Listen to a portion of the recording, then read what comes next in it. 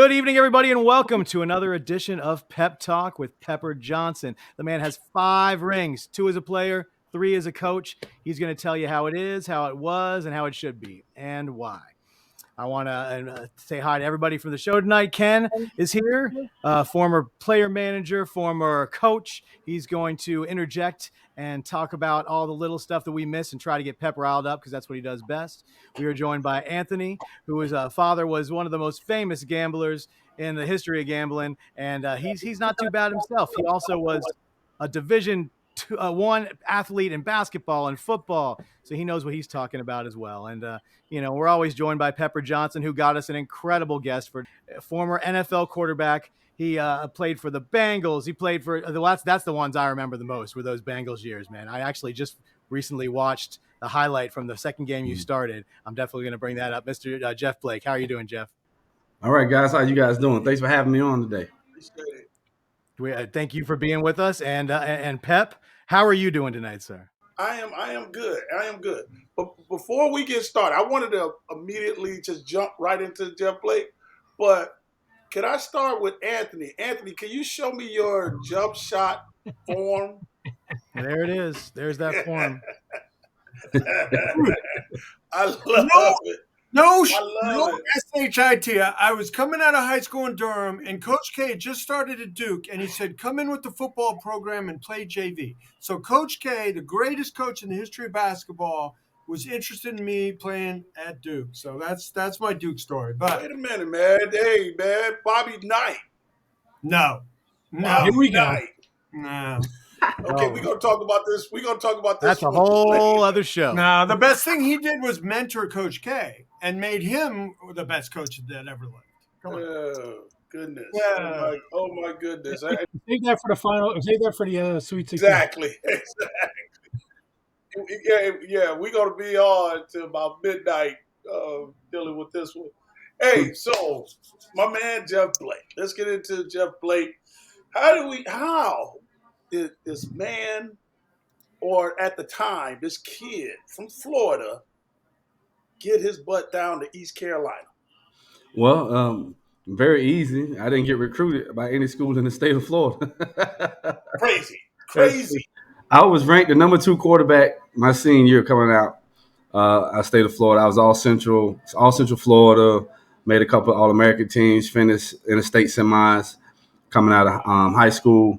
Most of my offers came from Murray State, Western Kentucky, Eastern Kentucky, East Carolina, and Southern University. Those were my offers.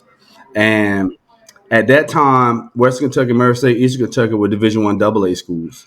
And I wanted to go to a D1 school because I wanted to play against the Florida schools. And at that time, East Carolina was playing against a lot of those Florida schools.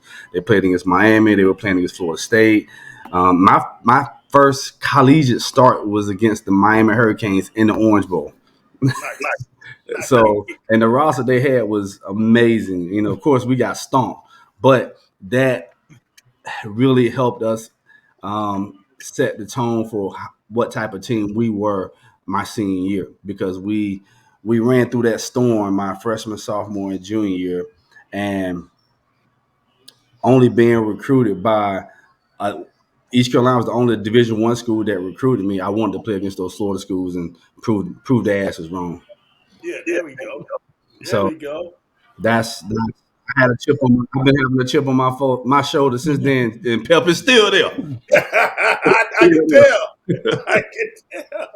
We're gonna have to circle a couple of them up, man. We're gonna have to circle a couple of them up. Yeah. Now, how much do you watch college football today? I watch college football just about as much as I watch pro football. I really got into college football when my son was at the University of Auburn. And so I really, really jumped into it, and I really, really fell in love with college football all over again. Not only just someone who played college football, but as a true fan of college football.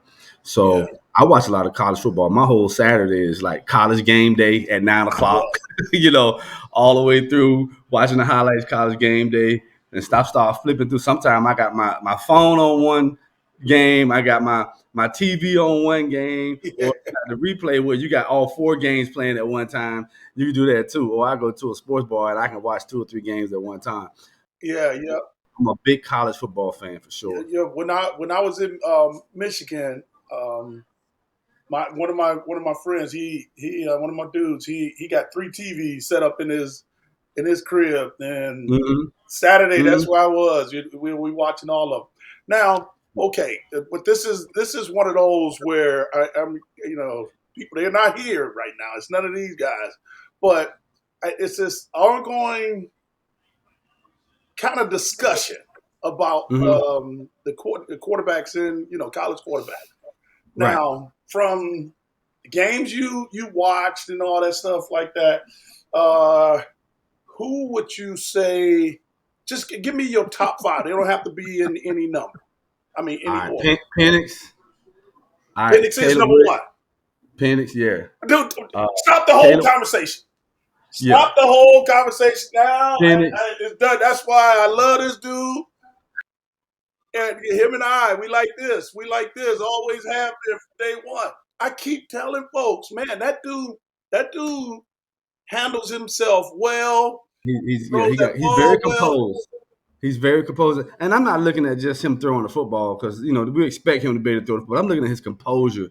I'm looking at how he does it week in and week out. He's very consistent. He don't get rattled. He's cool. He's calm.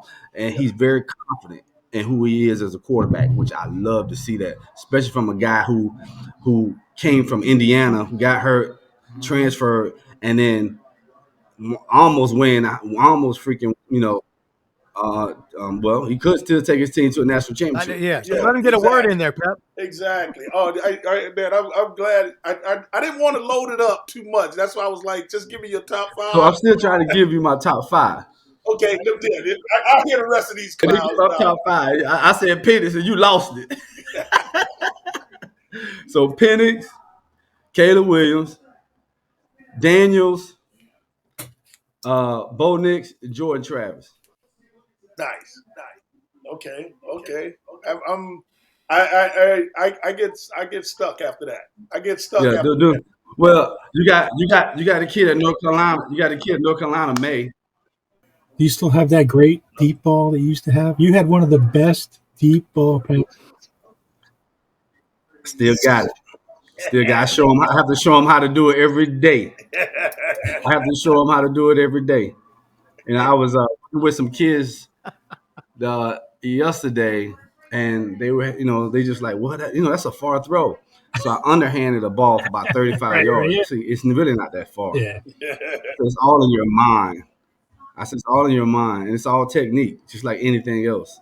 So teaching the kids the technique on how to throw the deep ball, and what my secret sauce is on that is it's fun once they really learn how to grasp it and understand that a lot of people teach people when they throw deep balls to throw to a spot and tell the person to go get it. My thing is, how the hell he gonna get there? Yeah. All right. How do you know he's gonna get to that spot? So I teach my quarterbacks to throw the ball over the shoulder. Now you know where over the shoulder gonna be at. So my intentions is to drop the ball over the shoulder, not throw it to a spot. But then there's still a certain couple of techniques you got to do to make that happen. Yeah. So I can't tell y'all all my secrets. Yeah. Shh. Because Anthony over there listening, and next thing you know, he's gonna be telling us about his quarterback. How well he throw the deep ball. Yeah. Yeah, well, I started as a quarterback. I told you that. And they moved me out of quarterback, so I never left the field. I played offense and defense because they didn't want me playing quarterback. You know I know, Anthony. You know I know. I could have been somebody if they left me a quarterback. So, speaking of getting the job, I want to ask Jeff here. You were drafted by the Jets pretty late, and you didn't get time. You didn't play your first year, right? My first 2 years. I was there from 92 to 93. Oh, you were there with the Jets for 2 years. Okay. So what was your status I was third string. My first year I was you? behind Ken O'Brien and Brownie Nagel. And my second year I was behind Boomer Esiason and Brownie Nagel. And then Oh, cool. All right. So tell me about your transition between being not playing for the Jets and then winning that starting job with Cincinnati. It's a great story. So 92, 93 season goes on. So I come back I have an optional year. I signed a 2-year option. So my option year, I come back to the Jets. And I have a great training camp. I have a great training camp. But that year, they drafted a kid, the Jets. Let me go back. Bruce Coslet was the head coach. Bruce Coslet was the guy who drafted me in the 6th round. All right. After in '93, they fired Bruce Coslet, hired Pete Carroll as the head coach. All right. That's Pete Carroll's first head coaching job. All right. So they draft a kid by the name of Glenn Foley out of Boston College in the 3rd round. All right. So it's Boomer, myself, Browning, and Glenn Foley. So I had the best preseason out of all of them. I killed it. So they waited till the last second to cut me in '94. This is preseason of '94. All right. So at that time, Bruce had got the OC job over in Cincinnati. So as soon as they cut me, I was in Cincinnati that night around 8 o'clock. That's fine. I mean, it wasn't an hour after they cut me. I was on the phone with Bruce. Bruce called me. He's like, "You want to come here and play?" I said, "Yes, sir." He said, "Well, I'm gonna have some people call you. We'll call your agent." And by 8 o'clock, I was there. I love it. So that's how I got to Cincinnati. And a lot of people was wondering, how was I able to play so well so fast when I got to Cincinnati? But I mean, people don't think, they forget I was with Bruce for 2 years already. I already knew his offense. That's why he brought me there. I knew his offense like the back of my hand. So I knew his offense better than the 2 quarterbacks that were already there because they only had been there just for offseason with him. Okay, so Boomer had left Cincinnati, and then who took over for him there? David Klingler. I was 3rd string when I got there. David Klingler was their 1st round draft pick. They drafted from Houston. That's supposed to take over a Boomer spot. But when I got there, David Klingler was number 1. Don Hollis was number 2, and I was number 3. Don Hollis was from Rice. Yeah, I was getting ready to say I never heard his name. I'm being honest. I'm not trying to be a certain type of way, but that's just how confident I was in my game. But when I walked in that quarterback room, I looked at Bruce and I said, I was like, all right, let's get to work. I was like, let's get to work. So after that, it was just opportunity for me. We are in Cleveland playing against Pep. And I think this is game 7. And both of the quarterbacks get hurt. David Klingler got hurt and Don Hollis got hurt. I had to come in and finish the game. All I did was hand the ball off because I hadn't practiced. All I did was scout team. So the next week, I'm the starter. And they bringing in quarterbacks left and right, trying to bring Eric Wilhelm, all kind of dudes coming in, right? But I got to start next week against the Dallas. And that was the Seattle game, right? That was your second start. I'm talking about my first start. Yeah, this was against the Cowboys in Cincinnati. So that was my first NFL start against the world champion Cowboys. And long story short, I had 2 touchdowns and 275 yards passing in the first half. In the first half? First half. Yep. So now we wound up losing that game 30-27, but that kick-started my career after that point. Mm-hmm. And like I said, I just recently watched the next start, which was the Seattle game. Yeah, right. And what I loved was after I watched that game and you guys won, and it was the first win of the season for Coach Shula, and the broadcaster said, "It is official. There is a quarterback controversy in the city of Cincinnati." Yeah. And I was like, I don't think there was a controversy. I think they just found their starter. Yeah. But it was one of those things where it almost seemed like he had that written out. But listen, I watched it, and I mean, every pass you threw, it was money. Everything was going. You were just putting it where it needed to be. You were throwing balls to guys before they break, which is something Pepper loves to talk about. The NFL quarterbacks don't do now is they wait for guys to get open and throw them the ball. They don't throw knowing that guy's going to be where he's going to be, and you were doing that, and you were dropping that ball in, just like Ken said, right over their shoulders, and it was a sight to be seen. So that was a beautiful. That was, the game got you. The other game might have got you the starting job, but that game solidified it, in my opinion. Yeah. Well, thank you, man. I appreciate it. Yeah, that was fun, man. I think I developed a chemistry with those guys very quickly. Pickens, Darnay, Tony McGee, Tim McGee, a lot of the guys that were offensively skilled guys. I really clicked with those guys very quickly, and they wanted me to be their quarterback. And when it's a lot easier to go out and play when somebody wants you there. So we end up Yeah, man, kind you of helped me helping out you a there. little bit. You didn't even know it. We put both of them quarterbacks out. You helped me out a little bit. Yeah. You helped me out. See how the world is so small? Because I'm quite sure I probably got But a that hold of was- we- Klinger. we- That other guy, I don't we even were know. in- I don't even remember We him. were in my first time coming into play as an NFL player was actually I played one snap when I was at the Jets, just one. But other than that was that Cleveland game. I had to come in at the end of the game. It was like 4 minutes left in the game. All I did was hand the ball off. But that really was my first like real snaps as an NFL quarterback is against Cleveland. And what's crazy, the year Art Modell left Cleveland, that was against the Bengals. That was the last game in that stadium was against the Bengals, and I played in that game as well. Wow. I'm gonna tell you that was a freaking sad Yeah, day. I'm sitting there. I'm on the sideline, and people just crying, ripping bleachers up out the stands, taking them home with them, all kind of stuff. Yeah, I remember that day. I was I'm there. gonna tell you. Yeah, it was bad. I mean, you know how just people in Ohio, how they like football, and I'm telling you, it was I would go to the grocery store after work, after practice every day, and buy whatever I was going to cook for dinner, right? And I get in line, and this lady behind me, she tells me she tells the cashier that she's going to pay for my groceries. And I'm like, no. I guess she was like, no, I insist. And, she said, you guys are so great. And I guess she knew who I was.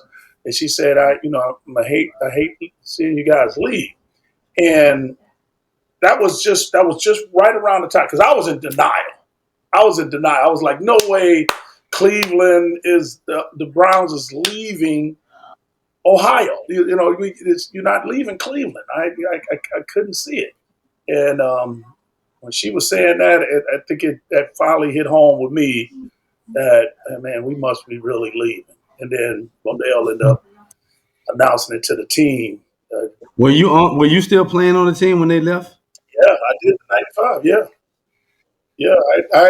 I don't.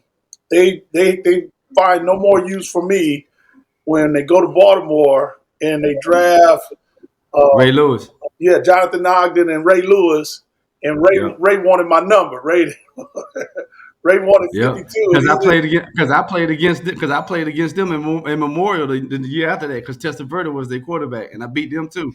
I beat them that year. There it is. Yeah, exactly. I beat them that year. I got them that year in Memorial. So I had a chance to play in the old Cleveland Stadium and Memorial Stadium, and the Vet, golly, and the Astrodome.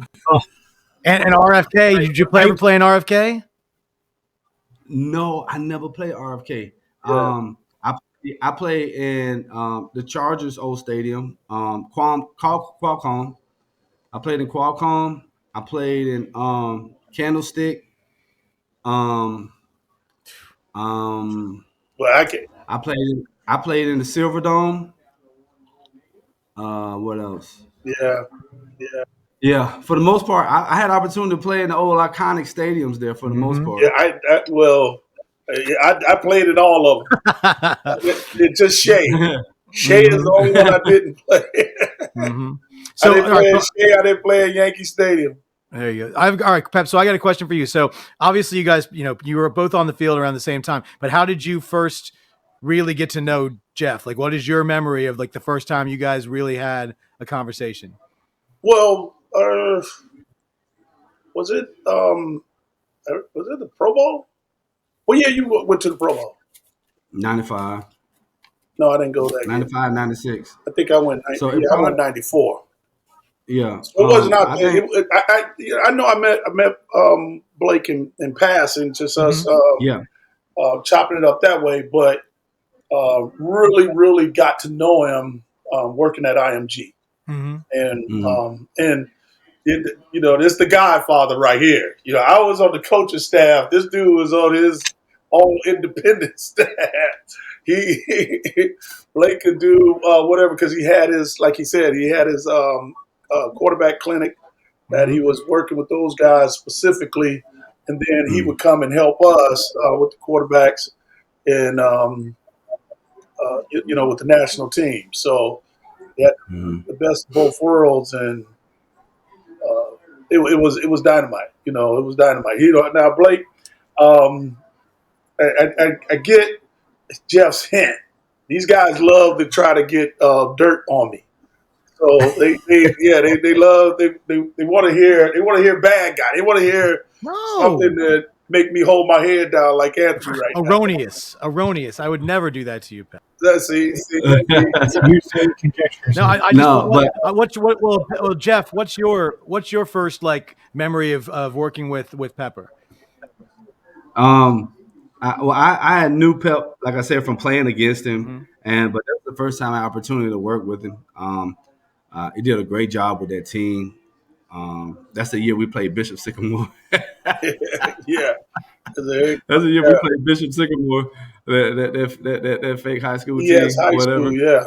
And they had a whole documentary on that thing, So, but our whole coaching staff, man, was full of NFL players. Trey Thomas, Mike Sellers, Pep, myself, Chris Dishman. I mean, it was a bunch of dudes, man. Ernie Logan.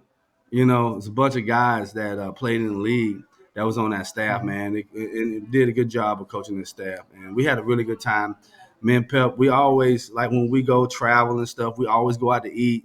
We love going to the cigar lounges and having a good time, having a little cocktail and a cigar. That's our thing, cocktail and a cigar. Yep. So old-fashioned, and good food. Yeah, old fashioned and good food. Every city we go to, we're gonna find a restaurant, and then we're gonna find a cigar lounge. Exactly.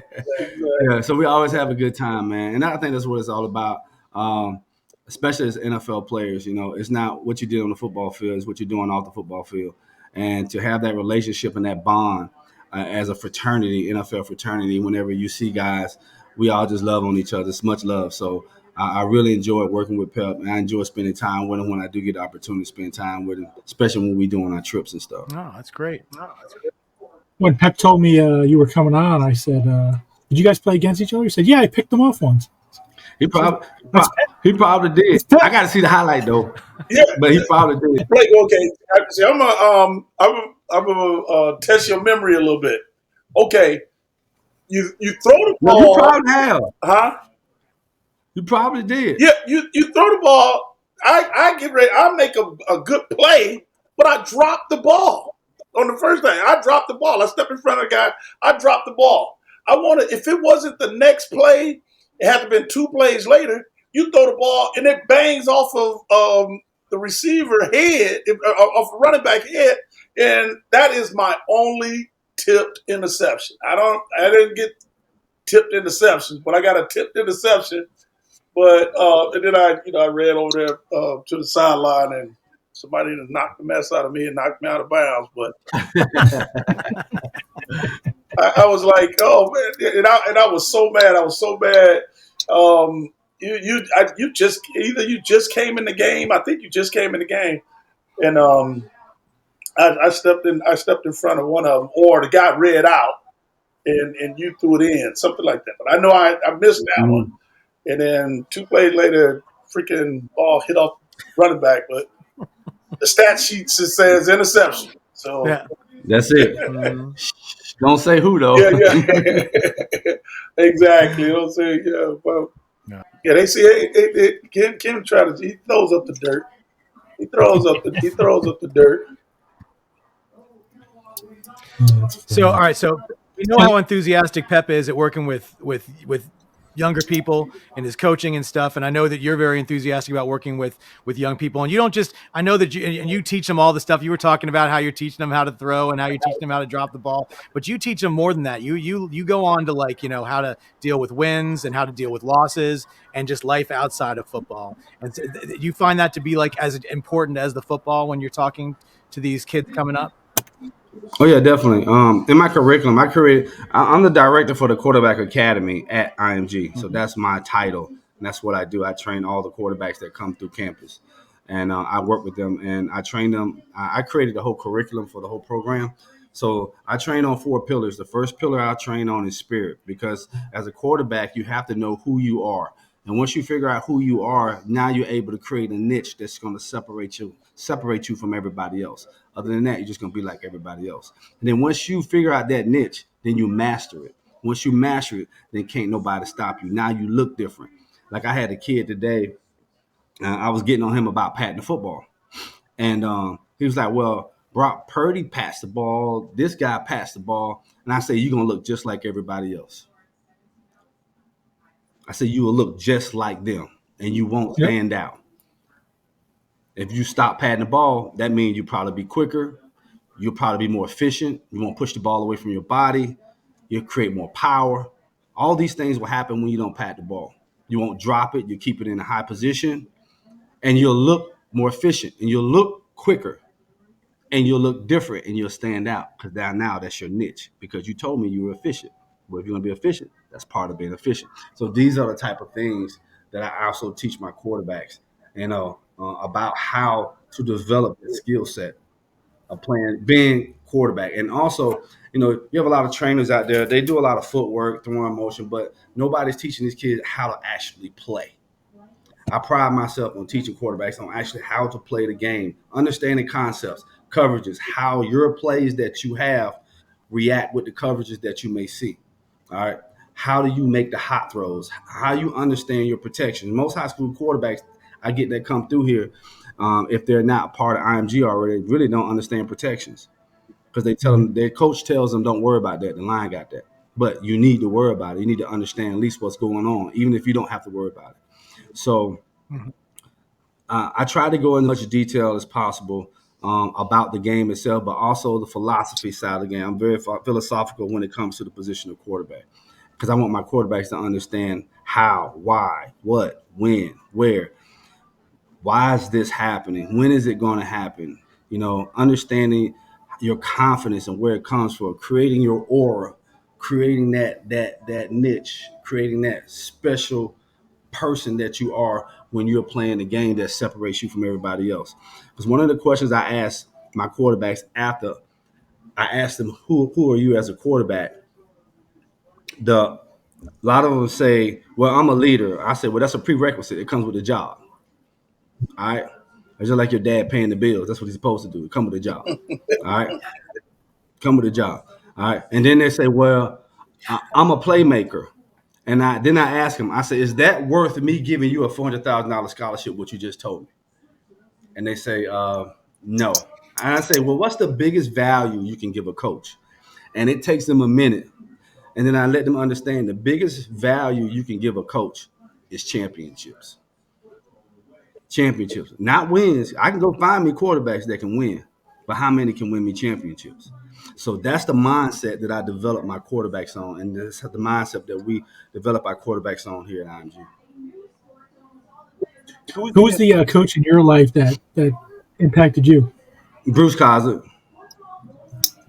Bruce Kaiser. Yeah. Yeah. I mean, if I ever went for Bruce, I wouldn't have been an NFL quarterback. Bruce taught me how to play quarterback, and he made me into an NFL quarterback when he drafted me. Now, this never happens to anybody, all right, especially a 6th-round draft pick. So I get drafted, and Bruce comes to me. He goes, I'm going to make you an NFL quarterback. I want you to come to my office every day. Every day. We're going to meet for an hour and a half, 2 hours every day. The first 3 weeks, I met with him every day. The first 3 weeks, I didn't learn not one offensive play. Not one offensive play. The only thing we went over was defense. All I learned was defense. And then I asked him, I said, are we going to work on any offensive stuff? He said, yeah, but if you can't read defenses, you can't play for me, and you cannot play in this league. For him to do that for a 6th-round draft pick, he has something in his mind when he did that. He wanted to take a kid from East Carolina and make him into an NFL player.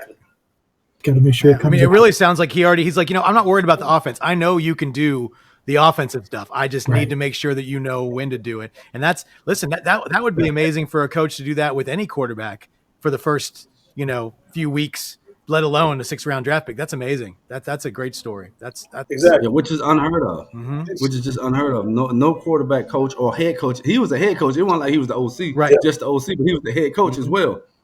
I just never heard of that, And I got a great Pete Carroll story.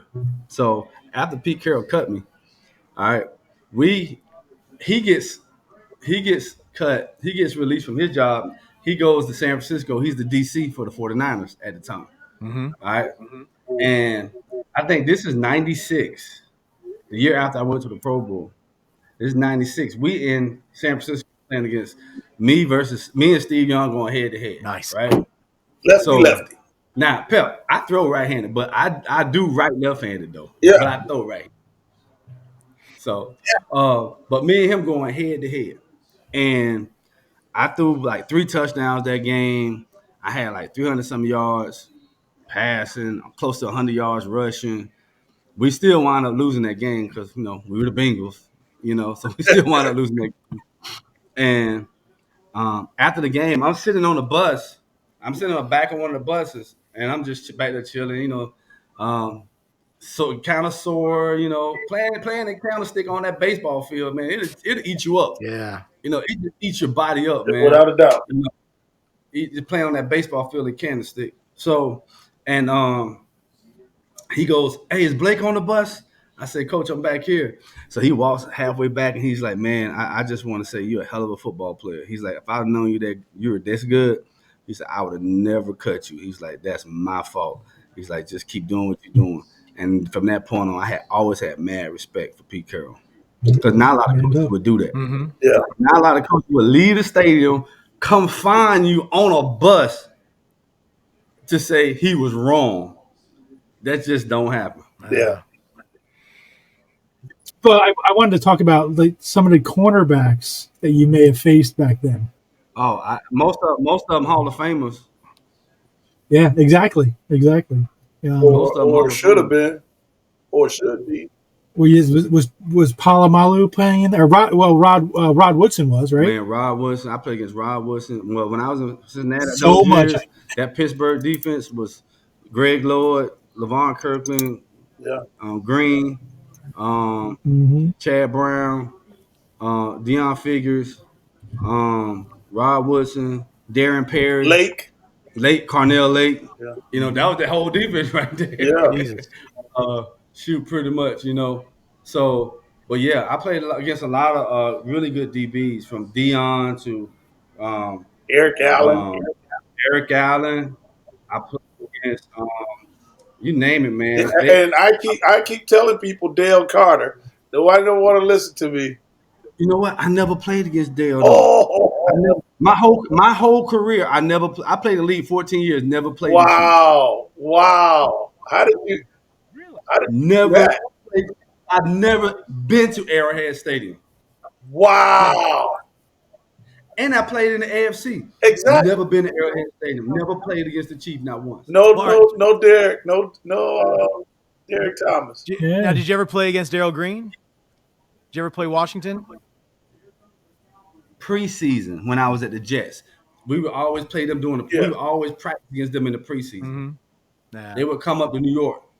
I think one year we went down to Lehigh because they would have their spring training in Lehigh. That's right. So we went down there. So we would go against them during training camp, scrimmage, but not during the season. No, I never played against them. Got you. Yeah. But hey, that's a trivia right there, man. 14 years and with different teams and never playing against Kansas City. Wow. I played on 6-7 different teams. Never played against the Chiefs and never played in Arrowhead. Wow. Well, I think the NFL actually they made a schedule adjustment 10, 15 years ago, where every team has to visit every stadium. Well, you play every team in the NFL basically every 4 years, and you play they've been every doing that. team after every 8 years. You Yeah. play one at home and one on the road. So they make it so at least every 8 years all the teams have played each other at home and away. But how he was moving around, he happened to be going somewhere that wasn't playing Kansas City. That's the crazy part about it. My last 4 years in the league, I was in 4 different cities. Oof. Yeah. So and then that can do it right there, Ken. Mm-hmm. I know. But That's yeah, crazy. Dale. Because you were talking about all the stadiums you played in. Dale Carter don't get a lot of credit. Eric Allen don't get enough credit to me. Champ Bailey. Say it again. Champ Bailey. Champ. Yep. Well, Champ gets credit. Champ in the Hall. Yeah. He is. Yeah. He is.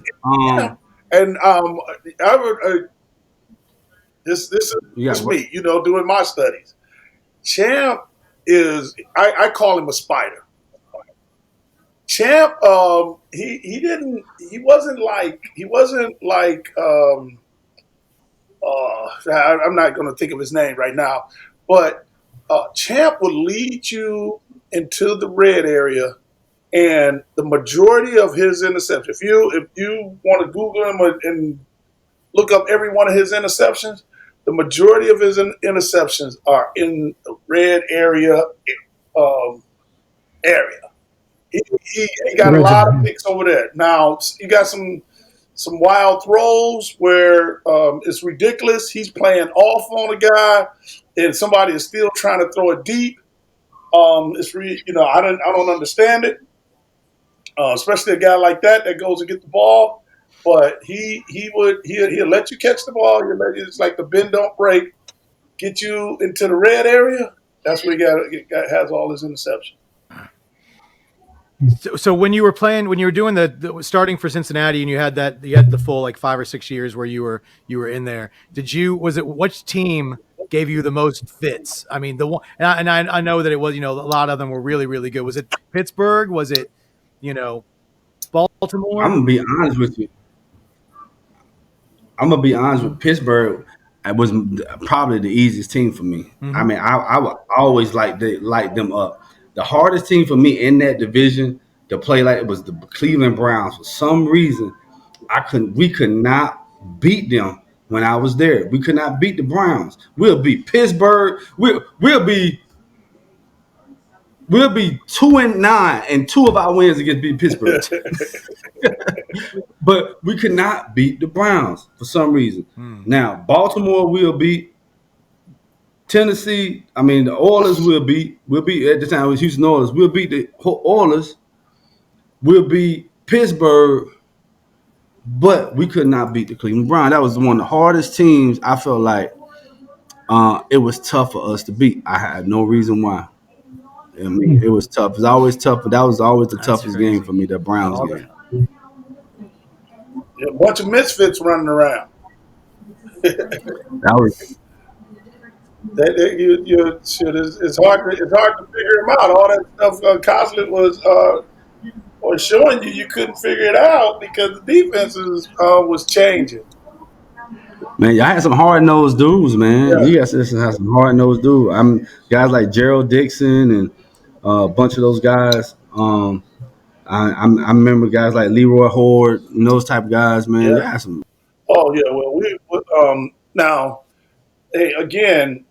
I go with the same thing. In 94, we were one of the NFL's stingiest defenses, but we have nothing to show for it. I'm telling you, it was hard to play against the Browns. He's not lying. It was tough, and that's because like in 94, Nick Saban, the whole playbook was in the game plan. He would give you the game plan for the game, but he was standing over there on the sideline calling defenses that wasn't in the game plan. And everybody would be like, Pep. And I'm like, dude, hey, that dude, I know signals. And he just gave me Cardinal Blitz. If we didn't have Cardinal Blitz in the freaking game plan, guess what? We running Cardinal Blitz. Because I'm not going over there to the sideline and had that guy screaming at me. No. And then when we would bring it up, he would just act like he don't know what we're talking about. So we just roll with the punch. We rolled with the punch. But we did. We had I think our defense was so good that year because we also played for our offense. Like Vinny, he had his interceptions, but he had so many fumbles with the interceptions. And then Leroy just, I think I created a monster because Leroy got big biceps, right? Leroy got big arms. And I told him, I said, dude, your hands don't match your biceps. He had little short fingers, but a big bicep. I'm like, you making yourself fumble the ball the tighter you squeeze it. Your muscles is pushing the ball out. Oh my goodness! And I was telling him about when we played y'all, and Louis Oliver, he gets a pick. Big Lou. And he runs it. I know he took it in the red zone. I don't know if it was inside the 10 or was it on the 12 or whatever like that. And, because we knew each other from, hanging out in Fort Lauderdale, Miami, whatever. So I told him to cut all that celebrating out, while he was getting ready to go over there to the sideline. And he was like, oh, Pep, y'all done now. You done now, whatever. Blah, blah, blah, blah, blah. By the time we got off the field, y'all wasn't even in field goal range. And I went and told Louis, so blah, blah, blah, let's fast forward to the off season of '95. Louis, I see him when he had that little workout program over in Boca or something like that. And he was like, get away. And he called me the prophet. You're no longer Pepper Johnson, you Prophet Johnson. There's no way in the world we didn't supposed to come out with a field goal. How in the world somebody jumped off sides? Y'all. It was like you said. It was something we did to you guys that just had to had our number. not play. Yeah, not play. And it was the same thing. It was the same thing with us with Pittsburgh. Now y'all are going to beat Pittsburgh. We sit up there and sit up and say, hey, look at Cincinnati. They did this, they did that. Or look at so-and-so beat Pittsburgh. Why can't we beat them? We lost to them 3 times that year, both regular season and in the playoff. It's one of those things. Just can't explain it. And when we lost to them in the playoffs, Derek Alexander, Coach Belichick told him. I mean, he told everybody it was cracking down on the taunting penalty. You don't get a taunting penalty. And he caught a big first down, big play, good catch in the whole 9, squirmed a little more, like broke a tackle or whatever, and got up and did one of these things and dropped the ball in front of the guy or something to that effect, and we get a flag, take us back 15 yards. Rest is history. The rest is history. Oh man! But hey, Jeff, one of the running themes, or not themes, but subjects that comes up in the show all the time is the officiating that's going on in the NFL right now. And Pepper is a lot better than the NBA. I can tell you that. yeah. Pepper's, an advocate for the player. They should have players as referees, not these, 75-year-old ex-lawyers. Yeah. Well, I mean, you got some guys that's in the NFL that's been doing it for a long time. I think they know what they're doing by now because some of the guys are still in there. When I was playing, they still in there. So they've been reffing for a long time. So I think those guys. I think for the most part, NFL refs do a good job. I just think what's happening, the league is creating so many rules that's kind of pacifying the game a little bit, and the refs are they're stickler. You know, sometimes I'm thinking, you know, sometimes you just gotta let stuff go. You know what I'm saying? You can't nitpick on every little thing, and they nitpicking on every little thing. Something it's like the legal procedure Kelsey had when he moved the ball. He does that every time. He's been doing that the whole game. All of a sudden, you gonna call offside? Come on, man. You, You call legal procedure? Blake, but you know what they called him for? They when he gets set to do that Philly push or whatever you want to call it, when he gets down and gets set, if the defensive lineman gets lower, he backs his feet up more so that he can get Right. lower. So when he adjusts his feet, I guess Seattle must have seen that, and that's why Pete Carroll again is telling them to watch it, and so that's what they call, because it wasn't the moving up of the ball or anything like that. No. If you look at him, he was moving his feet back more to get lower. Well, so they've been doing that all year, No evidently. doubt. And hey, man! When you first said That's what I'm Kelsey, saying. I thought you were talking about the other Kelsey in Kansas City, because No, I'm talking about the center. I'm yeah, talking the center. I know you talk. I'm talking about, but they got a bad call too. It was a ridiculous call to me, because normally Oh yeah. for offenses, they let the receivers line up together. Like they're no longer as on the ball and off the ball. It can be a hair, and that has been explained to me plenty of times when I was coaching in the NFL, that they'll let those guys, long as they, one guy put his hand down, put his hand back, and the other guy put his hand down, they could care less if they're even or not, right? But when they called that the penalty on Kansas City right before Travis Kelsey caught the ball and threw it all the way back to his teammate, and he ran it in for a touchdown. How in the world do they not blow the whistle? Tony. First and foremost, they shouldn't. Receivers line up offsides a lot, or like I said, two of them would be on the line of scrimmage. But if an offensive player is offside, it's a no play. That's been the rule forever since I've known football. It's a no play. Why do he throw the flag and not blow the whistle? He was supposed to, when the ball is snapped, he's supposed to be blowing the whistle and running out there and just stopping the whole play. Okay, yeah. And that was Kansas City's argument. Everybody is getting on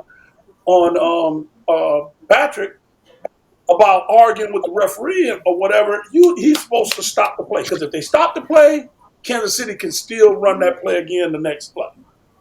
Some of this stuff. Okay. And Blake, what I was saying to these guys about the reason why I said for maybe some ex-NFL players, but don't just put anybody out there.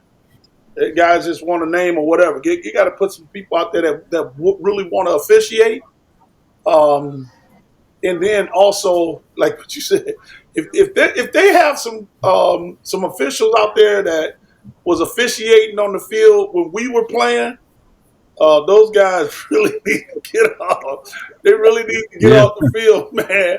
They have to be a little bit too old, and they should put a roof on that also.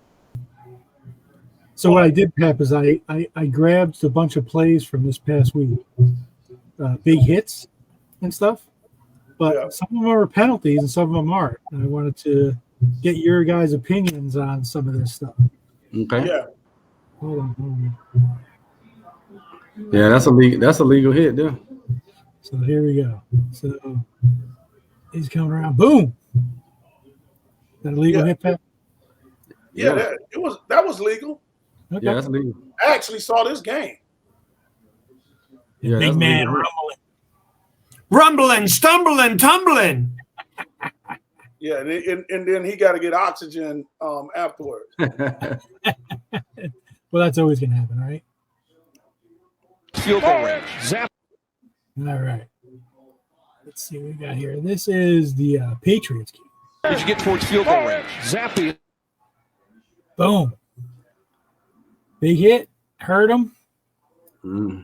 They get a penalty. Let's see. That's a good hit. I mean, he dropped his head, but he hit him with his shoulder too. Let's see. Yeah. Sometimes. And he didn't hit him in the head. Yeah, the helmet did not touch. That was a penalty. No. That was not. Okay. Some of them are, but I wanted to see, what you thought if people got them right or not. Yeah, That's but see, I'm telling you, this is how they're messing with football. That's The a real good part of football. I didn't play offense since I was in high school, but I would rather for someone to hit me up high than to hit me down in my legs. Yeah, how else do you expect a D-back that's outweighed by 50 pounds to take down that tight end like that? I mean, that's how you do it. You take his legs out. Well, he kind of hit him in the midsection, so that you hit him in the midsection. You don't need you chance so many people, both players chance to get injured when you go and you take his legs out. Taking his legs out, you could get your you can get kneed in the head, or you can drive your helmet into his knee and blow out his knee. Right. Yeah, that whole tackling the legs, Anthony. I've never been a fan of that. Never going to get me, because you have to drop your head in order to get down that low. And I grew up with football. They didn't have to teach me how to tackle, because I played street football first. And street football, you're not ducking your head. You're not ducking your head for injury, and you're not ducking your head because you're going to get tricked. If you ain't looking at if I'm not looking at Jeff Blake and I duck my head, next thing you know, he's going to be over here on the side of me somewhere. Yeah. So, man, you got to teach these guys how to tackle. I'm like, they need to go play football in the street, playground. Let's see this one. This is Denver and Detroit. All right, so the quarterback got popped pretty nice there at the end. I'm sure it'll be a longer. I'll let you guys see it again though. Yeah, he's falling back. Yeah, as long as it's not a hands to the face. Yeah, he good. Yeah, that's a good hit. Yep. And he stayed up. Yeah. The guy, he didn't drive him down in the ground. Nah, right. He just basically ran into him. Basically. Yep. If they would have ran into me like that. Certainly sharp with his first throw here. Boom. Boom. That's a good hit. Think about that one. That's a legal hit. He just happened to turn right into it. Yeah. And the other guy holding his foot. Yeah, he just happened to turn right into that hit. That's a good hit. Yep, it was a good hit. Legal, that's a legal hit. Yep. All right, let's see. I like that dude, Chubb. He's good. He's a good player. The pitch. He just got pushed. But they'll probably call that because he went to his head. Yep. Yeah, I think this was a penalty. Yeah, anytime you hit the quarterback in his head, in his face, in his head, they're going to call it every time. Too high. Yep. Anytime you hit him in the face or head, they're going to call it every time. And his helmet hit his helmet. Yeah, but if you hit him in his face, if your hand hit his face, they're gonna call it every time. No doubt. Definitely confirm.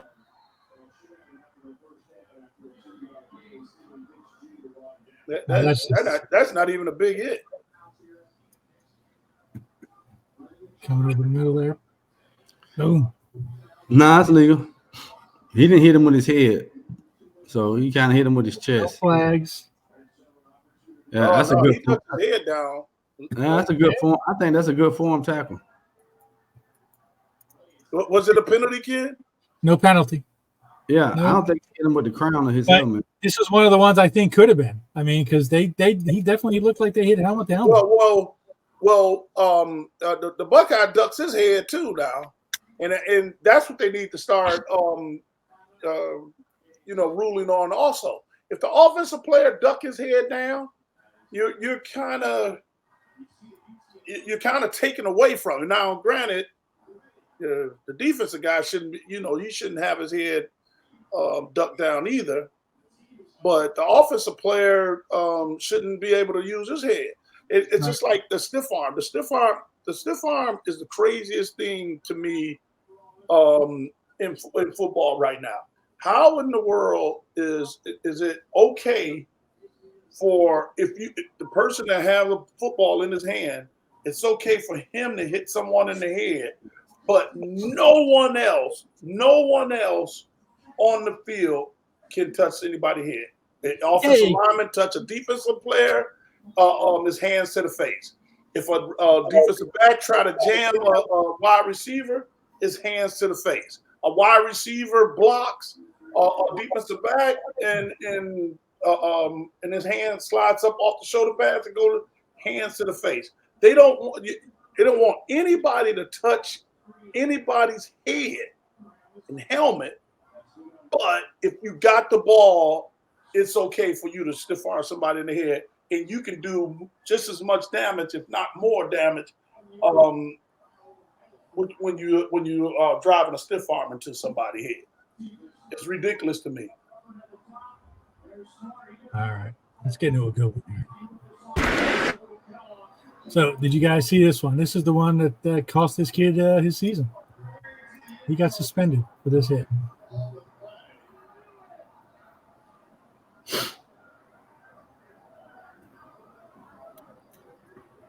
Yeah, I think I did see it because when it's running fast, it don't look like he hit head to head. But yeah, but he was defenseless. When he dive in the air like that, he's defenseless. And exactly. But 23 helmet hit his helmet too. Yeah, I thought I had a better. Here you go, Anthony. Giants and Saints. Yeah, it was awful. So, Giants. That's a good hit. That's called a tackle. That's called football. Flag on the play. What flag? That was a flag. Flag on the play. Yeah, his crown his helmet hit him in the face. No, yep. That's how I broke my neck. Yep. See, don't duck your head. Don't duck your head.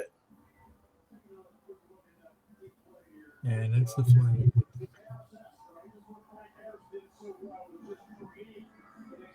He ducked his head right at the last second. Yeah, exactly. Hey man, I'm telling you, I've never been a fan of that. And I used to watch guys tackling like that.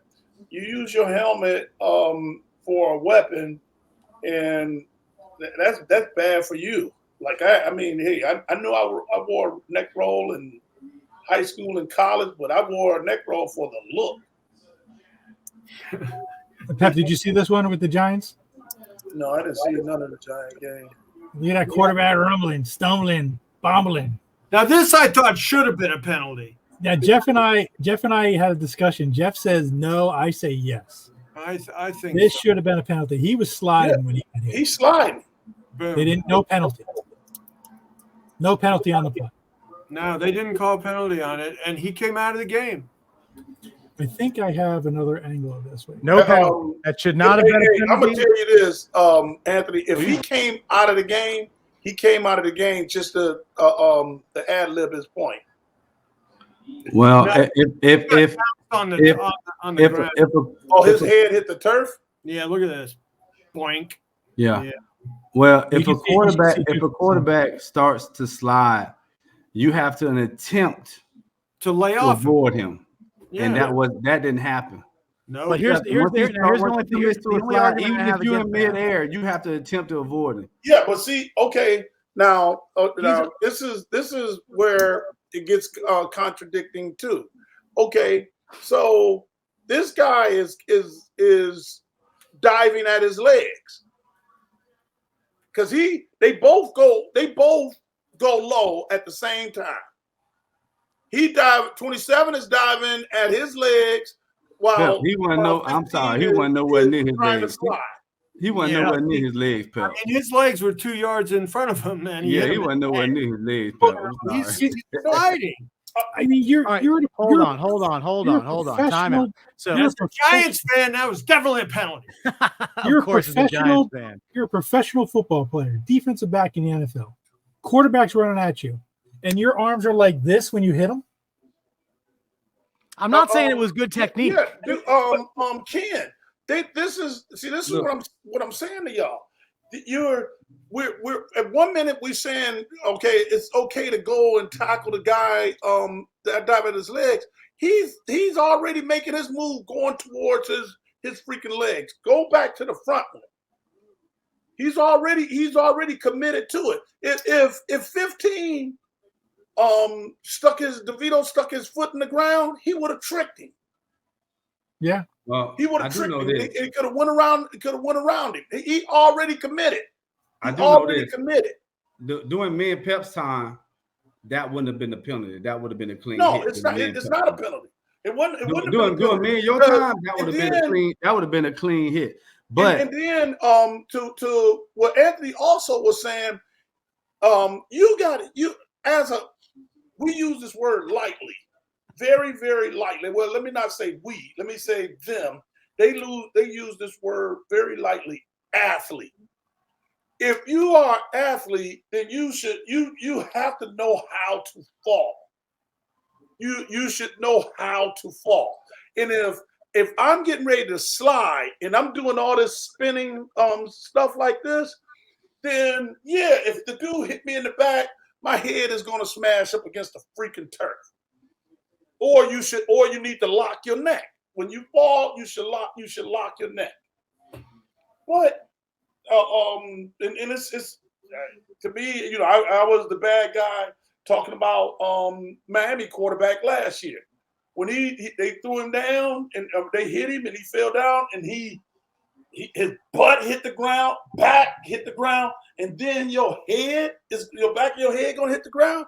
Come on, Blake. I can't say that I've seen every time you fail, but I'm willing to bet everything I own that you never fail like that and hit your back of your head on the freaking ground. Pep, I was like a cat. I was landing on my feet. Listen, I tell you what. When I watched that game that I watched earlier, every time you slid, you got as much as you could get out of it, and you slid before somebody could put one of those hits on you because it wasn't worth it. I think the quarterbacks try to take advantage of the fact that they know that the defensive backs are going to pull up. But if you roll this back just like half a second, you're going to see that he did not decide to slide until the defensive back had already committed to hitting him. That's if you go back and watch it one more time, you're going to see that he doesn't make the decision to slide until the cornerback's already diving to hit him. And I don't think he was diving for his leg. DeVito, he's running. Yeah. And it's a bold deal because you get I'm telling you, you watch that. He not only dives, he turns his back to the cornerback right after he sees he's That's committed. what I'm saying. He's like he's trying to avoid it, but what he did made his head hit the ground. Well, he's been better off going head up with it. He really got hurt, but I'm like, he shouldn't be hurt. I think he was just going along with the fake. Did he come back and play? I don't know, Anthony. Tyler Taylor came in and he went into protocol. Okay, he went into concussion protocol. Well, see, but that's also artificial. It's that field turf they're playing on. So he very well could have been jostled. He could have gotten a little woozy on that from hitting his head on the ground. But my point is that if this had been Blake running this, if you had been running this, you would have slid 2 yards earlier and never gotten hit because you would have known what you could get and known it was enough and not tried to get Jeff, more than you can get. You came in late when Blake said he's a cat. Blake would have stuck his right foot in the ground when he made old dude commit and then would have went around him over here on the sideline. The big dude wouldn't have caught him. He would have ended up getting about 15, 20 more yards. He would have cartwheeled, backflip, and then He stuck didn't the have landing. to do that. He could have just stuck his leg in the You could ground. just spun. The dude committed too early. I've watched the tape on Mr. Blake here. I know how he did it and how he played. And he if he was going to slide, if he was going to be off his feet, it was because he decided to be.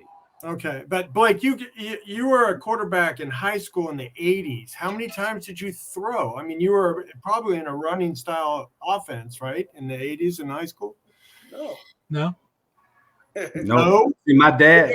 See, but you got to understand. You got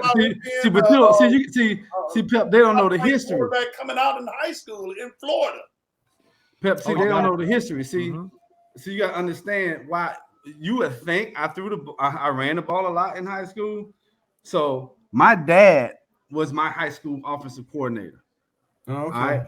My dad played in the CFL, and my dad knew if I was going to play at the next level, I needed to throw the football. Okay. So guess what we did? We threw the football.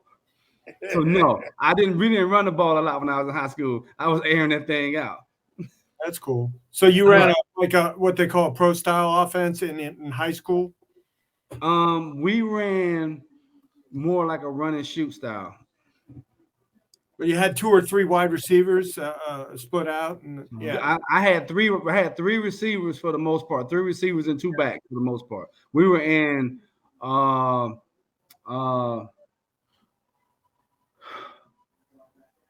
personnel. No, 21. We was in 21 personnel for the most part. Well, 20 personnel for the most part. We were in 20 personnel for the most. 2 backs, 3 receivers. There you go. That's unusual in the 80s. I mean, that's advanced. That was. Yeah. I mean, if you look at my senior year college film against NC State, all right, this was in 91.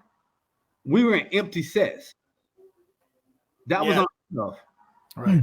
So 4 receivers. In the early 90s, we were in empty sets. If you look at the Peach Bowl game I played in, we were in empty. I was the only one in the backfield. Wow. So I always played in offenses that evolved were before their time. Yeah. That's crazy. The one thing that drives me crazy about this play is, and it's something that's driven me crazy for a long time.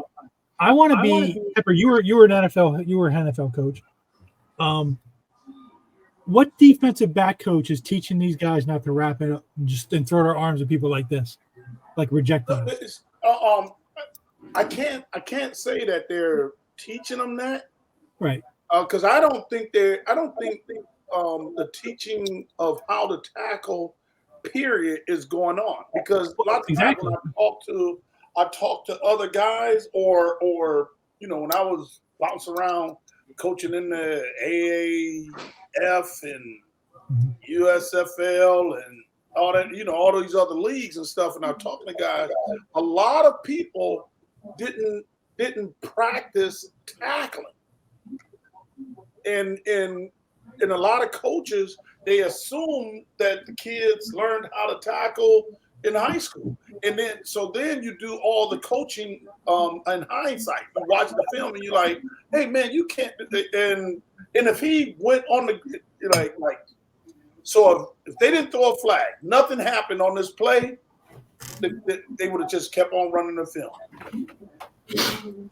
Yeah, kept on running the film, and just until it happens, then everybody in hindsight is 2020. So that's what I get. That's what I get from it. I like what Jeff Blake what he was saying earlier, talking about all of us, the NFL guys that was coaching at IMG, coaching in high school. We were giving these guys college and pro information. right. They would come in. They try to calm me down. It was like, well, you got to remember that these are high school kids. I'm like, and one of the biggest things why I wanted to coach high school was when I was a player and I did football camps and stuff like what Blake and I do at Under Armour, is that I wish I knew in high school what I knew then in the pros. So I felt like, let me go and give these guys some of that information. Blake don't know how to coach down. You don't know how to coach down. Right. In myself, I want to tell these guys, hey, the history of the game and why you should do this and why you can't do that. And just like when we had Jordan on the show, Blake, Jordan Hall. Oh yeah. And I was like, hey, Jordan, remember that freaking tackling dummy that I made him buy? And it upped everybody tackling once we started hitting that freaking dummy. Stop reaching for people. They made me stop, like, and it's bad because I didn't know the new rules. I remember I had them doing the Oklahoma drill. They was about to kick me out the league and make me fire me from coaching in high school. Hey, two guys had a little problem with each other, offensive, defensive guy, lay them on their back, do Oklahoma drill. But you can't do that stuff. They don't want you tackling. And to me, I felt like if anybody should really learn how to tackle, is these kids in high school, because it gets worse when you watch them in the in pros. I mean, in college, and then you get to the pros, and everybody's assuming that the guys know how to tackle. But it makes me sick to my stomach when I'm watching all these guys reaching out. But they have to reach out because they don't have on freaking shoulder pads. And I watched the game Sunday and watched another guy run into somebody. He's the defensive guy, and then he ended up coming off holding his shoulder, and the offensive guy is still playing the next play. I mean, I didn't start this play yet, but look at this play up here. Now look at that defensive back up at the top left. Yep. Hips are turned. He's ready to run field. Nobody runs backwards anymore. The backpedal, like what Dish is saying. Yeah, backpedaling. He started off deep. He started off deep. So what he's being taught now is to open up like this so he can see the quarterback. Yeah, his eyes are looking at the quarterback. He's looking at both. He's looking at the receiver and he's looking at the quarterback. So they teach him that, and they have outside leverage when you have someone like in the middle of the field. And so they call themselves leading them over, over to the trap, to the middle of the field guy. But yeah, he's open because he can't. He's not reading the receiver. He's playing off, and that particular coverage he playing off man because they look like they're in man. So should that have been a penalty? Show it in regular speed. Let's see. No, he went to go block the ball. Yeah, it was. Yeah, you could say it's on. He wouldn't even have a chance at it. Yeah. Yeah. No, that looks like clean to me. I'm talking Yeah, about that's clean. All right. But I think the quarterback should have gotten that ball to that guy that was wide open at the top. That's where that ball should have gone. No doubt. There's a little scramble by Dak. Now, before I show this, I want you to think back to that Giants quarterback. Yeah, put that shoulder on his head. Yeah, if I'm that close, I'm going. I'm driving through him. Yep, that's what happened. Yep. And there's the flip. If I'm that close to him, I'm gonna drop my shoulder. I'm sorry, I ain't sliding at that point. Right. But should this have been a penalty? I get my chin knocked off trying to slide. Was the penalty on 25 or? Well, if you'll see another angle, I think, and you'll see they actually makes contact with his hand. That is. Oh, he hit him in the head. Yeah, he hit him in the head. You couldn't even see that from the other angle, but see, but my point is, what I want to say is, when it comes to quarterbacks, I would teach my defenders when they start to slide, use your hands. Don't use your body to tackle them. Exactly. Just put your hands out and tackle them.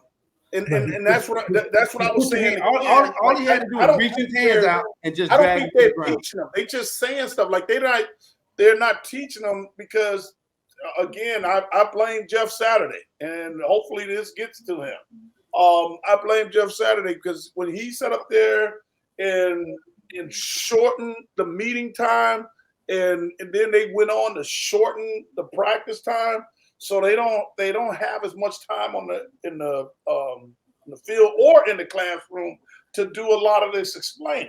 So they're busy trying to teach plays, and the concept and the fundamentals of the game is not there. Like we could sit up here and I can tell you. I mean, it's the same thing. All these plays is the same thing, and it's what Jeff just said. When that guy, once he starts to lean like that, you just automatically should just throw your hands. Yep, just throw your hands. Because if you just throw your hands, you can just take them right to the ground. No doubt. Just throw your hands out. I don't know where this came, where you fold your arms and hit somebody with your forearms. You're not blocking, you're tackling. It's a hit. They trying to hit. He trying to hit. They should be making tackles. Instead of just throwing his hand and just taking him to the ground. If he did that, it wouldn't have been a penalty. Yeah. Right. Yeah. But I'm here to tell you, a lot of that stuff there, and I think I saw this one. His head gonna actually hit his helmet too. I thought he hit him with his chest, but when the helmet touch helmet, there goes the flag. Let's see. When helmet touch helmet, I'm telling you. See? But he looked like he was pulling up. Yeah. Yeah. Ken and I talked about this earlier too. You can't look like you pulling up. You can't let your helmet touch his helmet. Right. So even if it's not his fault because the helmet's hit, they call that a penalty. Yeah. See now as crazy as this might sound, if he would have ducked down and hit him in the back, there's no penalty. Yeah. I will say this: the defensive back did leave his feet, and that's and I also. think I said, and then they said something about that too. And I think I mentioned this before, like when I was coaching. I did in the off season. I just had so many of these freaking plays from not only just our team, but all the teams, all 32 teams in the league.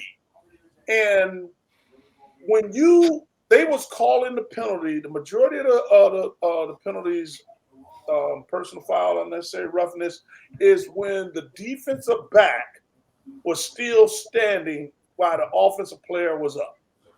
If he would have hit him and drove and went down to the ground with him, I shouldn't have said drove him to the ground, but went down to the ground with him.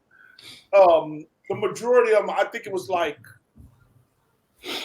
9% or something like that. I know it was less than double digits on how many times they actually threw the flag. Because if he's tackling him, how do you know that, if the guy got the ball or not? And this is kind of like Blake, where I was saying, having some of ex-NFL guys, being the referees, because we know the difference from when someone is trying to hit someone and someone is pulling off and someone is trying to move their head over to one side and the offensive player put his head over there. It's a big difference, and I can see that mess moving. Granted, I'm getting different views from this TV screen, but live, I can tell when a guy is doing something purposely and when he's not. So here we got another play.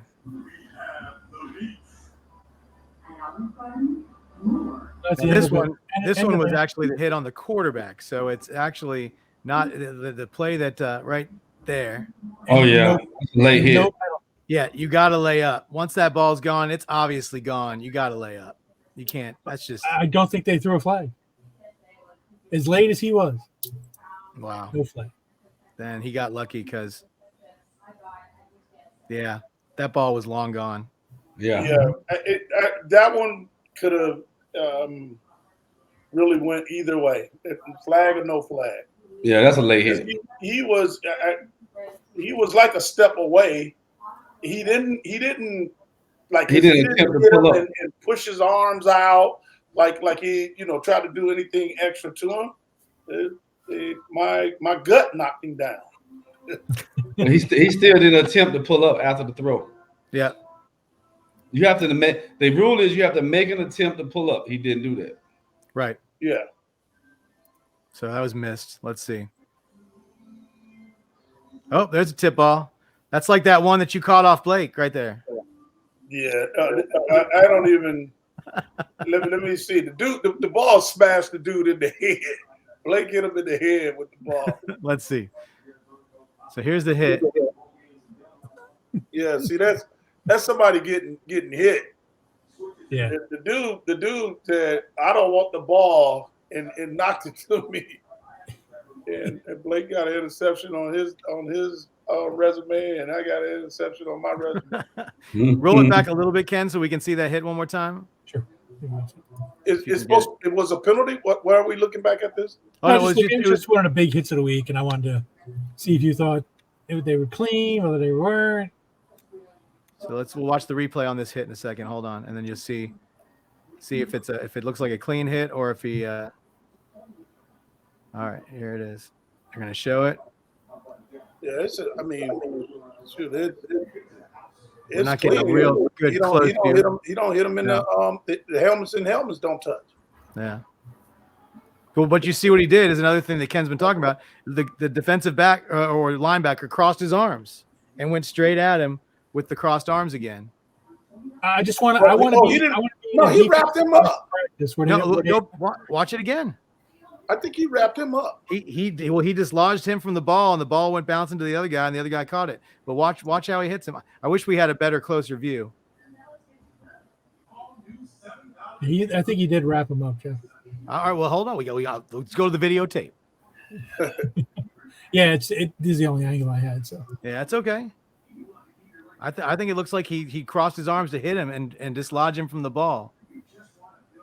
I can't tell though. Yeah, it looked like that arm was. It looked like that his right arm was actually around.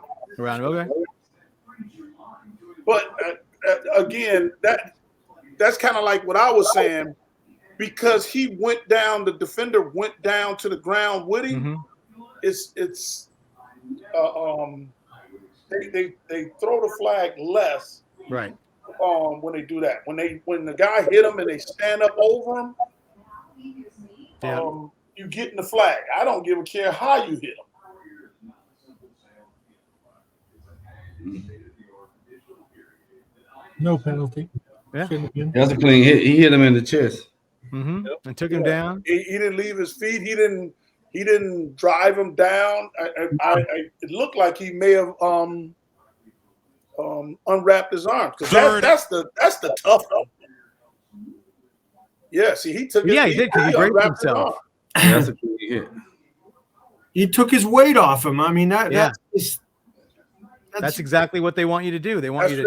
And that one is the reason why that freaking Josh Allen is getting away with murder over there in Buffalo, because they hit him and they let him go, and he's not going down. Right. This is my last one. Last one. All right. That's a good hit. Yeah.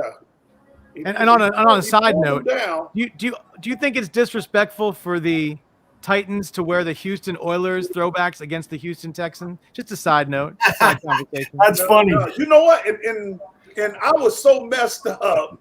Messed up because I just saw Houston, and I called Dish. I'm like, Dish, well, dude, something is wrong with this picture. And he was like, no, they're in Tennessee, Pep. I was like, oh.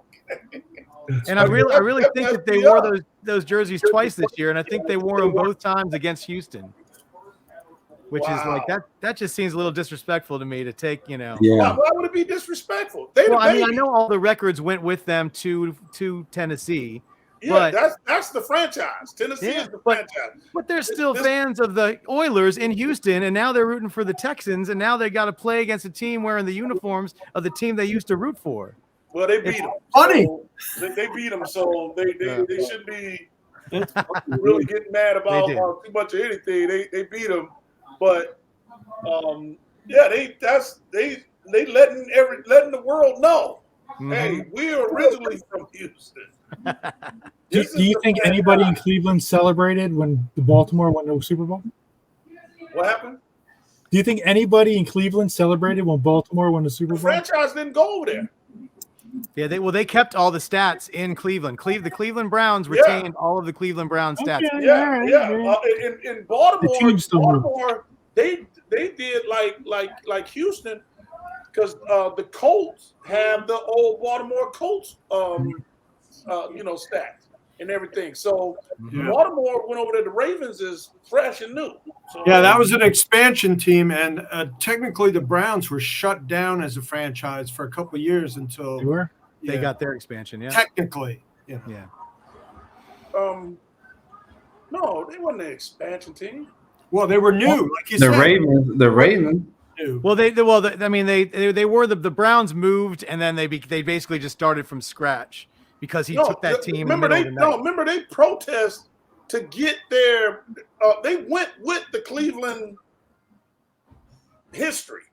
Yeah, well, after Cleveland fans and protest and said, no, we're not letting y'all take that with you. And that's how all that mess worked out. Yeah. So they took the franchise back. Yeah. They gave it back, and they never did shut down Berea. They never did shut down the facility, the stadium, or anything like that. So it's people kind of felt like Cleveland was getting a team back. Mm-hmm. But they didn't have games for a couple of years, right? As far they didn't have a team for at least 3 to 5 years. Yeah, it was a good 3 or 5 years. Maybe 5 years. Something like that. I can't remember exactly, but I know it was a debate, and I think they didn't win the argument until like either mid-season or after the '96 season. Yeah. All right, so I got a question for Jeff. All right, so Jeff, you look at the teams the team that drafted you and the team you played for as the starting quarterback for the longest. When are we going to see either one of these two teams take it all the way? Are they just snake bit? Like you said earlier, you were like, we lost that game because we were the Bengals. The Bengals had their chance 2 years ago. 2 years, and then Burrow got hurt. They had their chance then. That was their shot. I think was that 2 years ago? They was in the AFC Championship game. Yeah, 2 years ago. Well, they Super Bowl. That was their shot. That was they had to win the Super Bowl that year, and I think that was their shot. I think the Ravens is next up on the list. Okay. The Ravens I think should be the next one on that. The only thing Ravens are missing is that one big play receiver and a stellar running back. If they can get a running back and get a big time running back in Baltimore, it's gonna be really dangerous. Yeah. All right. So what running back is their quarterback? Yeah, exactly. That's what I'm saying. They need a running back. I mean, they don't have a Jamal Lewis no more. They don't have those type guys no more that can go back there and carry the ball 30 times a game. I don't see him doing that right now. You don't think Odell is what he used to be, right? When you say Odell makes the plays he needs to make. Odell should catch 3 or 4 balls a game and possibly 1 touchdown a game because he always seems to get open. You just don't see him all the time. But for the most part, when he does throw it to him, he's pretty much wide open and he almost about to score. Yeah. He just got to see him look at way more. That's all. Mm-hmm. I can answer what the Jets' chances of ever winning a Super Bowl. The answer is never. Do you hear me? Never ever. Yeah, it's they were so happy this year. They thought they were going to get it, and everything just fell apart. So what is listen, I ruptured my Achilles tendon, and it took me 3 years almost to feel better again. And they're talking about Aaron Rodgers starting next week. I mean, he's not going to, but what kind of surgery did this guy have? Has medicine come that far, or is it bullshit? He might have got some stem cell stuff done. You never know. It was his Achilles. Yeah. Hey, I'm gonna tell you, they're just not gonna win until they call me and apologize for cutting me. Yeah. Oh, you and Pepper That's have what I'm talking about. That's what I'm talking about. There you go. Yeah, I agree. Well, they need to pull a Pete Carroll. They need to roll up and walk to the back and say, "Where's Jeff? I got to find him." Hey, listen. Exactly. Matter of fact, hire you and bring you in there and have you coach, and then do the apology, put you up on the podium, and bring all the New York press up in there. Yeah, it's crazy because I see a lot of guys, quarterback coaches that's quarterback coaching in the league, and none of them hardly ever play. I think Josh, kid that's at the Cowboys. I played with him at the Cardinals. Josh McCown. He went from a high school coach, came back and played, went back to high school, and now he's the quarterback coach for the Cowboys, I think. Yeah. On one of those teams. So guys like that get the opportunities, but maybe one day I'll get my opportunity to go coach in the pros, be a quarterback coach. We're gonna make it happen. Yeah, absolutely. Well, let's see. So Jeff, do you have anything that you want to push tonight? Anything that you need people to check out that you're on that you want to promote? Not really. I haven't really done any self-promoting in a while. So, but hey, man, just keep praying for me and keep praying for me and my family for blessings and everybody have a happy holiday. And that's about it, man. So that's about it. Yeah, well, that's great. Well, thank you so much for being on tonight, man. It was a real pleasure talking to you. Thank you guys for having me. Yeah, one of my favorite shows, and that's saying something because he had Chris Dishman on. With my Redskin feelings, I was Jeff was you and Chris right up there. I might put you a little over because this was some great conversation tonight. That's going to bother Chris, so we'll have to have Chris back on. All right. But for everybody, for Anthony, for Ken, and for everybody, thank you guys so much for joining us. Happy holidays, and I'm going to do what I do every week and say, Pep, you want to take us out, my friend? Yeah, I'm gonna bring Dish and Blake on at the same time, and then I'm gonna make sure I tell Dish that Blake edged him out to you. Well, listen, I heard you guys talking earlier about you work with Mike Sellers too, both of you, and I'd love to have Mike on the show. Yeah, we can't get that dude on the show because he think he played against me. he actually was telling the kids he played against me and what he did to me, and I was like, I don't remember playing against us. Listen, you coaching against him. You get him on, and he might remember me because I was the only person in not Joe Robbie. What's the stadium down in Tampa? It's not Joe Robbie, is it? No, that's in Tampa. With Pirate Tip. Whatever that. Yeah, James. When we played in the playoffs, Raymond James. Yeah, Raymond James Stadium. That's right. So we played in the playoffs down there. I drove down to see the playoff. That's the last time Washington won a playoff game. I drove all the way down to watch Washington. That was the Michael Pittman got spit in the face by Sean Taylor game, and I made with the NFL shop. I made a Mike Sellers jersey. And I was down there and I saw him on the field and I was like, and I wanted to say to him, you and I are the only ones wearing this jersey because he hadn't sold his rights to the NFL for them to offer it. So I had to build it and put the number and the actual name on it. And he still didn't come over and sign it. I'm still kind of sore about that. I thought he was going to come over and sign my jersey. But that's all right. Well, that's for another day. But Pep, take us out, man. Yeah, again, hey, Mr. Blake, man, it's I appreciate you, and this off season 2024, we're gonna have a blast doing what we do on the weekends. But this right here, man, is always is huge, and I'm glad you came out here because I actually I actually blew it for a while there, gentlemen. I thought I called Blake, and then I looked at my phone. Hey man, I don't have Blake on the call list. I don't have him on the text list. Oh goodness! And then I texted him, and then I didn't get a text back, and he never reply late to me. And I'm like, oh, I didn't rub Blake the wrong way or something, or he's going out of camp. And then he called me back, and he's on the show, man. And I learned. I'm always learning from this guy, but a few little quarterback tips and some good stuff. So appreciate you, bro. And for everybody here with our show, this is how we gotta come up. This is how we're gonna come up. We're gonna come up with the Chris Dishman and the Jeff Blakes. We're gonna blow this thing up. Absolutely. Well, thank you so much again, Jeff, and everybody have a wonderful night, and we'll see you next week. And happy holidays. Thank you. Happy holidays, guys.